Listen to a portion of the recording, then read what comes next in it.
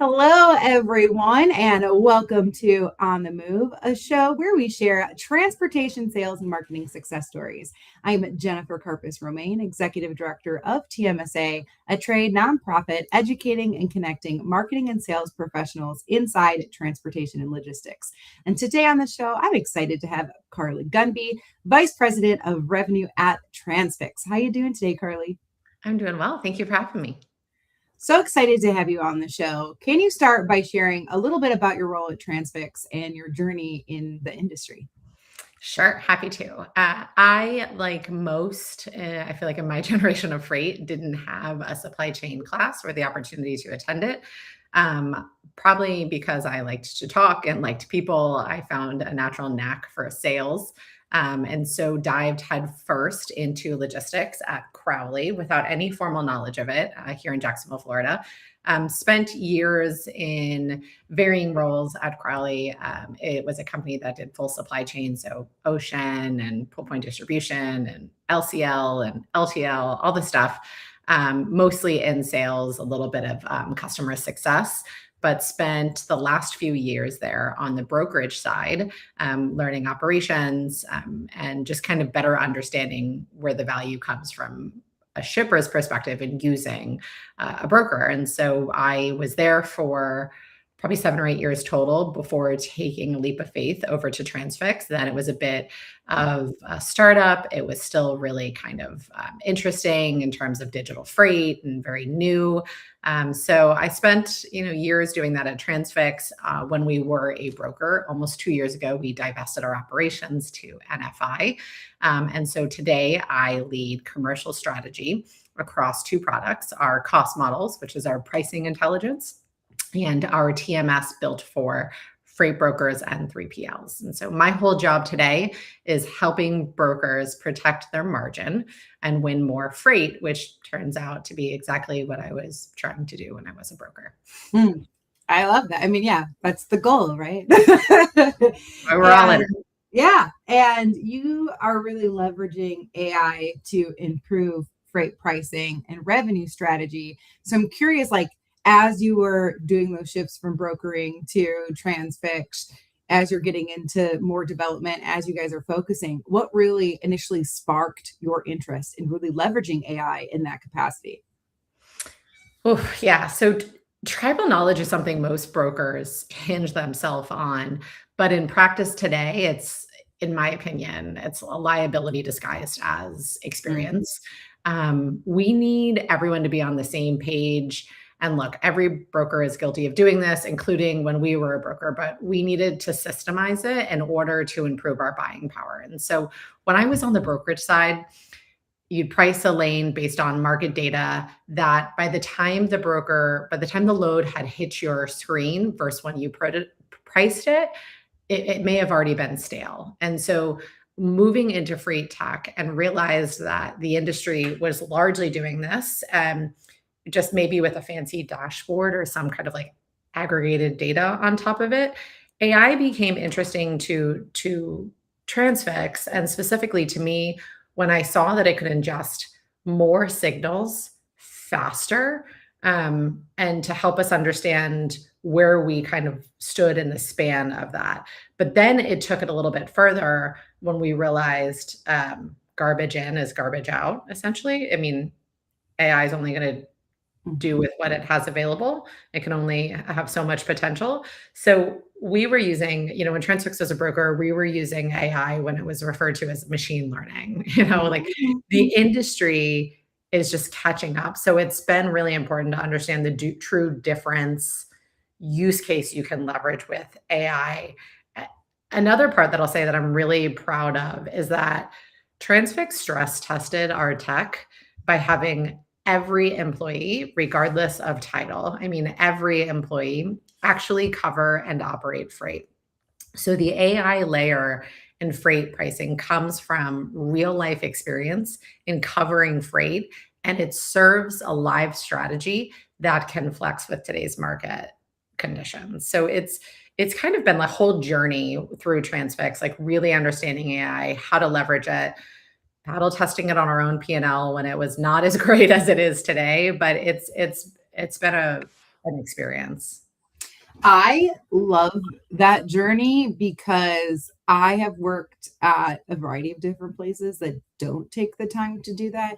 And I love that you said too, like, it doesn't matter your job title. Like, you went in, you did the system, because every perspective is valuable. That was something that took me, like, I used to work for a tech company and I wasn't born as a techie brain. I was like a creative marketing brain. And so I would always feel like stupid going into a room with all these techie people. But I was like, wait, we sell CRM technology, which is going to the marketing people and going to the salespeople. So if I don't think something makes sense with how they're describing it, our audience isn't. So my perspective is valuable.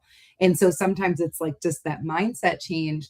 But I've also worked in like having software components where I'm like, a button does not make sense. It's not where the button should go. If you're the person doing this job, you would know that that's not where the button goes. But no Yeah. one's asking the person whose job it is to click the button. And I, instead of clicking like go ahead to the next screen, you would click cancel repeatedly. Like I did this all the time. Everyone I worked with did it all the time, but no one bothered to ask us. So like I love that you did that, especially now when we talk about AI and how it's learning from what we do and like building on that knowledge of how people work and what they do, that's even more important to get all of those perspectives in the room. Yeah, and it was especially impactful because what we had is we kind of had these silos set up, right? You had like account management, you had brokers that were covering it, you had sales who, wanted to do anything. And then you had this kind of other silo for us then, which was like all of these really brilliant data scientists and economists who were trying to build a model. And they were taking these like different pieces of macroeconomics and all these indicators to build a cost model. But until they actually sat on the floor and had to talk to drivers and talk to dispatchers and cover freight and understand all the different parts that go into negotiation. They had no idea what they were doing. They went from looking at all of these outside factors to looking at the behaviors that drive your cost and how you buy against the model. And that's when we realized like we really have something special here. Like our accuracy is getting a lot stronger when we're doubling down on behaviors and when we're looking at it. And none of that would have come had we not had everybody in the company sit down and book a load of the day, which is really the backbone of a brokerage. Mm-hmm. And you've described that like original AI pricing sometimes is like giving confident but wrong answers, which I think is so true. Like I even think using my chat GPT, I put her in sparring mode all the time because if I don't, she's just like, yeah, Jen, that's a great idea. I'm like, but is it like they're designed to like, be your hype people, like not so they Yeah. come at you very confident, but that does not mean it's right. And so do you think that the like keeping that siloed, not having everyone involved, is that kind of what leads to that disconnect? And obviously at Transfix, you guys broke that down in that way. Yeah, I mean, I think it does. I think AI is kind of like I don't know, it's a bit of like a middle schooler who's like trying to figure out what they're trying to do and they're lacking that confidence. And so they're a bit of a people pleaser when it comes to when you're working with it, especially Yeah. on that kind of platform in which you shared. But look, AI doesn't know what it doesn't know. It'll give you a number with total conviction. My daughter had a math problem that I could not solve. And I tried to look into it on AI and I was like, even I know that's not right. Mhm. But it may or may not give you a footnote that says, hey, I've never seen this before, or I don't know. In that same thing, most models are trained on broad market data. So when you ask about a lane or a niche commodity, it interpolates from things that don't really apply. And the model just kind of outputs. Most models will give you an output of a rate, and a dispatcher or an account manager takes that as gospel. Or when they're looking at one of these market index rates, they'll be like they see it as, like I always say, they see it as Bible. Like the fix isn't necessarily better AI. It's better inputs plus a system that tells you when confidence should be high or low. And so because of that and because of these learnings, like we've really tried to give you a confidence level in the score. Like we'll say, here's your balanced buy, like here's where you're likely to buy, but we're going to give you some indications that you're either buying, like your buying is moving the other way, where you're buying more at the high end of the market because something has changed in your behavior, or you're buying better at the low end. And so imagine having the kind of confidence when your model doesn't just learn your lanes, it learns your peak season, your biggest carrier, your highest volume freight. It calls into place the entire picture So the connection is on the same page thinking that keeps you pricing in the right way. And that can hedge you from losing margin, or it can help you kind of capitalize on an area which you're buying really well. So having that data and putting that in there and having that right information is really the best way to leverage AI when it can be confident but wrong, when you want it to be confident with the right set of data to back it up. Yeah, I think that's incredibly important. And we talked about at the beginning, like in the past, it was like knowledge stayed in your head, but you needed to be across everybody. And even I think that if you think about, even as people grow up and they retire and there's this information that they know, and then they leave and there's no knowledge transfer, you're Yeah. creating a system that because they've used it, because they participate in it, that knowledge is then kept and then manipulated and moved forward to help other people and help your customers. I think that's really smart because there's so much of that that just gets lost. And so how do we find a way to enable people more? I love it. And we are so excited. So you will be one of our keynote finalists at Elevate. So in case people listening don't know, we decided to have a tech mic drop award for our keynotes this year. We will have 4 finalists that are taking the stage to tell us the best technology that's going on in the industry right now. Real use cases, no promises of what it can do, has to be proven, and the audience gets to vote live in person on who wins the Mic Drop Award. And Carly is one of our 4 finalists. If you have not registered yet, you can register for Elevate at events.tmsatoday.org. We will be in Denver June 7th through 9th, and the keynote is on the morning of the 8th. I'm like, it's the Monday, the day in between when we start. But I'm so excited to have you come and talk more about what you guys did, how you did it, without giving too much away, because of course we want people to come to Elevate to see your full pitch. But how does your approach differ from kind of that traditional market rate or aggregated data model? Yes. So first of all, we're super excited to come. I think it's like innate as somebody who's in sales and in this business and running revenue for a company. I'm insanely competitive. And so I always welcome the opportunity to be evangelical about what we're doing at Transfix, especially on a platform where you're going against others. So I personally am so excited to be in Denver this summer.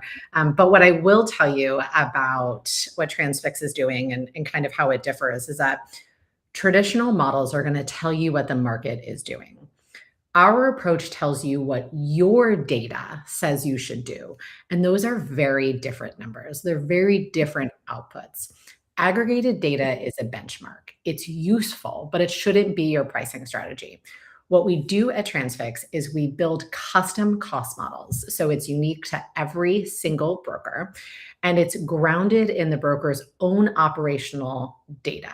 So that can be carrier behavior, lane performance, load history, how long it takes for you guys to post a load. There's so many behaviors. We have over 1,000 behaviors, and every model weighs those behaviors differently based on the unique broker. So the output here isn't, this is what your market source says.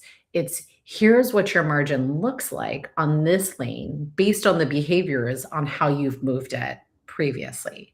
So it's a big differentiator. It's kind of giving you a scope of where you're buying against the market to make more informed pricing decisions. I love that. And then during your presentation, will you kind of walk people through visually what that looks like and what they can expect to see? Yeah, absolutely. So we'll walk through kind of the life cycle of a load, maybe from a spot or an RFP standpoint. The RFP standpoint's really exciting because you can see it from like a full life cycle. You can get the RFP, you can price it, you can apply your rules to it, you can make those changes. And we're going to take it further than that. We're going to show you, were you awarded what you actually priced, same volume, same price? There can be oftentimes discrepancies between there. And then we're also going to help you track what you've been tendered, what you've been awarded.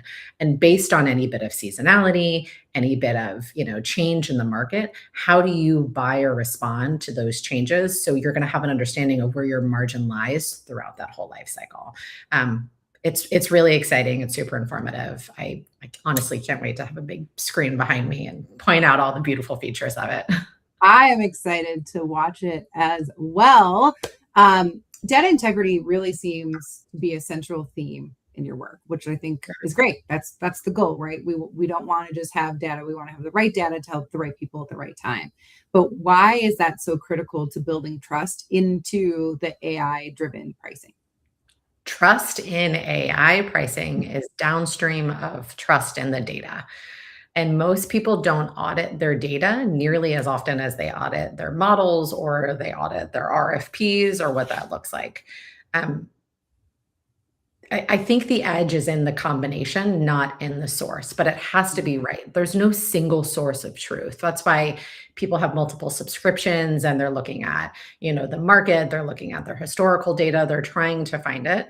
If the training data has gaps, outliers, or stale lanes, the model learns the wrong patterns. And you don't find out about it most of the time until you've already bid wrong. This is critical. And it's why at Transfix, we give you a full reporting suite to help you understand what that looks like. One of the reports that we give, which is like one of my wow factors, I actually just showed this to, I think, a top 5 broker, and they were like, this is incredible. But we're giving you the reporting to show you your cost model training report. And it provides an overview of model training validation errors to help you address issues quickly and efficiently. So you'll be able to see whether is the issue due to a carrier invoice didn't match, or lanes got miscoded, or your out time is like 3 days before your in time? There's just things that happen, whether accessorials get buried or fat finger slips. Like, data integrity issues are common. I actually love it when people tell me they have bad data, because I'm like, great, we have a whole team that helps you understand what that looks like and how to improve it. And then your accuracy improves. So the brokers who get the most out of AI pricing are the ones who do the work to clean up their data hygiene consistently, because that's where you're going to get the advantages in your MPE and your MAPE, and understanding your accuracy to make better decisions, whether in spot markets or in long-term pricing for RFPs. I think that makes a lot of sense. And then what type of business outcomes have organizations experienced when they then do improve pricing accuracy? I'm assuming they're able to streamline the RFP workflows and their processes move faster, better, more efficient. But what does that actually look like for a company? Yeah, so I'd say the outcomes cluster around 3 things. First is margin that they were leaving on the table. The second is time they were wasting on the manual bid process, spending hours normalizing a file, pulling multiple rate sources, not tracking changes or doing any sort of drift analysis. And then possibly a third, which is very impactful and a bit harder to quantify, but we've heard it from our brokers, is the potential to know where you don't buy well and taking a more conservative approach on those lanes. So you're actually not acquiring freight that you typically buy bad on because maybe a rep wanted to get more aggressive to win that freight. And so when you're looking at those 3, it can actually have a massive impact on your overall margin and your cost per load. On the pricing side, brokers who move from like a gut plus market to more of like a model informed approach typically see a meaningful improvement in bid accuracy, which means fewer losses and more margin. On the RFP side, the workflow compression alone is significant. And you can also track the changes of that. So there's no guessing as to why did we quote this way? Who made the change in the file before we submitted it?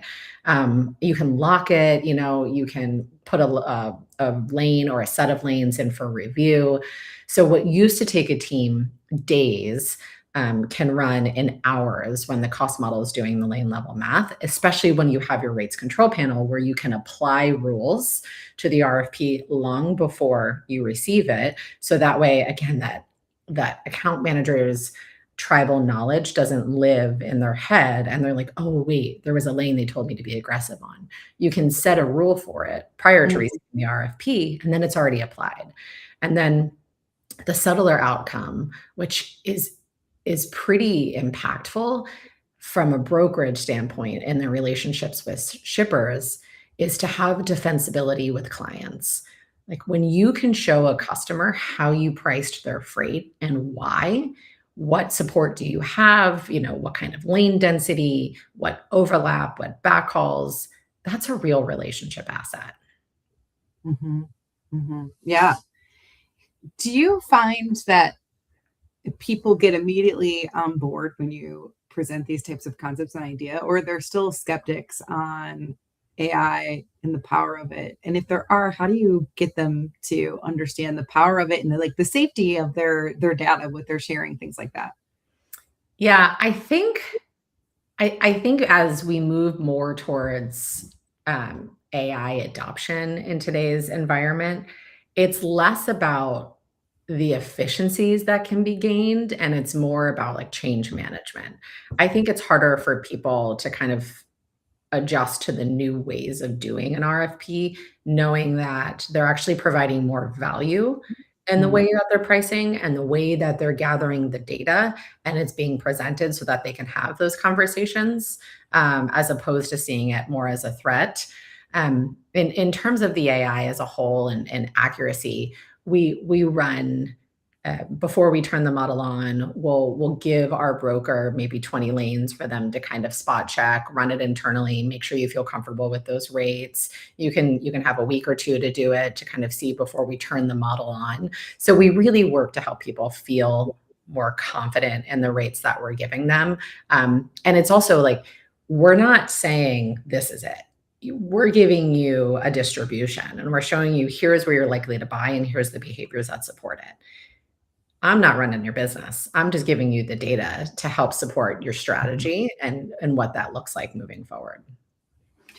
great. I was just curious because Yeah. I feel like we're getting further into it where people are like, okay, AI does have power.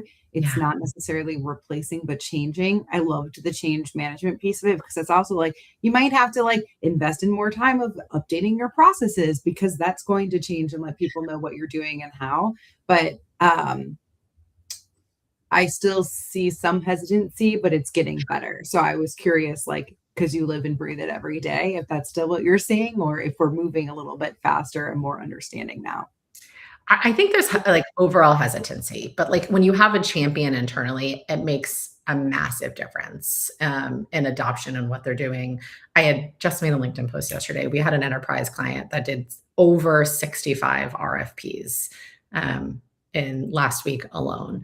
And there was like not a peep from them, right? Like we have weekly check-ins. They have their own customer success agent that can help them throughout the process. And we were like, hey, you guys ran a lot, wanted to check in, and they're like, yeah, like once you move through the process, it's really easy, it's really intuitive, and it's there. So I think once they realize the ease in which it provides you to move through the product, right? Like in my circumstance, it's RFPs. It helps with that adoption and kind of like helps people take their walls down a little bit for how they're using it. Great. And then looking ahead, how do you see AI continuing to kind of shape the pricing and revenue strategies in the industry? Yeah, I think people were using AI originally as a pricing calculator. Now I think we're shifting for using AI as a collaborator, and that's a really big difference. Um, right now, most brokers use AI to get a number, and it's a good start adoption-wise, right? Like, you want them to try to find ways to move it into their workflows, but you have to graduate from that. And the next wave is that AI explains the number. It flags when it's uncertain. It helps you understand the why, going back to that, like, defensibility with a Mhm. customer, and then it's gonna constantly learn as you override it or as your behaviors shift internally. On the revenue strategy side, I think we'll see more real-time margin management, not just bid pricing, but in cycle visibility into how a book of business is performing against the model. I think the winners the winners will be the brokers who treat AI as an input to a human decision, not a replacement for it. Mm, yep. Yes. I still think humans are important. It Yeah, should be amplifying what we they're can do, critical. not replacing it. Yeah. Absolutely. Like we wanna give you all of this data, all of this as an input, right? There is still every brokerage is running their operations differently, they're incentivizing behaviors differently. So the strategy for each of them is very different, and that requires a human and it requires collaboration. And so again, it should be an input to help make the most informed decision that's best for your business. Awesome. Well, thank you so much for coming on the show. If Yeah. you want to hear more from Carly, join us in Denver, June 7th through 9th, as she takes the stage as one of our opening keynote technology finalists. You can get more information on that and register at events.tmsatoday.org. And I do have one last question for you, Carly. Okay. It's a question that I ask everybody who comes on the show. And that is, if you can go back in time and advise a younger self, and this can be anything personally or professionally, when would you go back to and what would you say? I would go back to my first year in brokerage when I came from the ocean side and I thought I was wildly confident in what was happening. I'd go back to that first year in brokerage and I'd tell myself the confusion that you feel in not understanding the way brokerage operates as opposed, like a non-asset model as opposed to an asset model, is actually your own internal asset, and not to rush past it.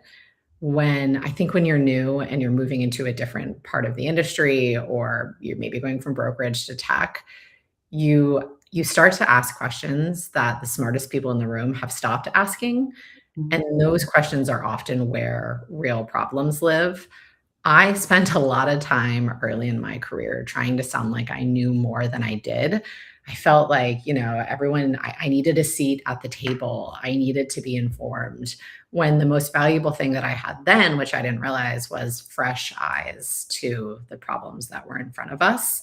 I think the operators that I've respected and looked up to the most for both tech and in the brokerage space are the ones who stayed curious longer than they felt comfortable. And I'll just call a spade a spade. This is a very confusing time. It's just a fact. Geopolitical factors are being thrown into the mix left and right. And so I don't think there's any better time to get curious and ask why and challenge the norm and be open to shifting your strategy. I yesterday was on a call internally and I was like, okay, this may be a dumb question, but I need you to really break this down for me. I don't understand why we do this. And from, if you can't ask any of those questions, you're never going to be informed enough to be able to, sell your product or work through it. So I get that it's like wanting to feel like you belong in the room and that you've earned your seat, but I think you should always stay curious. And it's something that I try to remind myself today. I think that's great advice. I have always said here at TMSA, if I ever say, oh, well, this is the way we've always done it, so this is how we're going to do it, just fire me on the spot, because that's not what's going to get you there. And I live and breathe that too. Like we changed our entire model to be track-based. So because I was like, we need to give more individual support for people at different stages of their career. Saying sales and marketing isn't enough. So like we have to change, we have to evolve with what people need. And it's scary, it's terrifying because you don't always know if you're doing it the right way. But and then I have a quote that sits over there in my office and it says, whatever got you to where you are won't keep you there.